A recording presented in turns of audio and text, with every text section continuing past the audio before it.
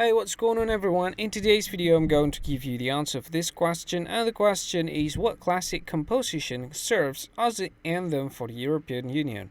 Well, I'll give you the answer for this question, and the correct answer for the question is Ode to Joy. Well, that is the answer for the question. Ode to Joy, that's the answer for the question. Hi, thank you so much for watching this video. If you find this video is very useful, you can help this channel to grow by subscribing this channel. Please this subscribe button and don't forget to like this video.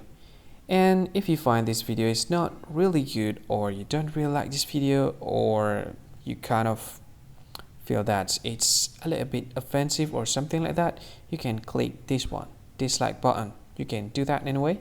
And if you want to share this video with your friend, you can share it by clicking this share button, and you can share it to any social media that you wish that is currently available at this time, like Facebook, Twitter, LinkedIn, and many others, right?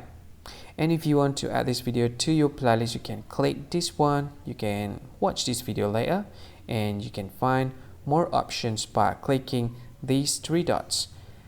And yeah, don't forget to subscribe. I think that's all of it. Thank you so much for watching this video, and see you again in another video. Bye bye. See you again.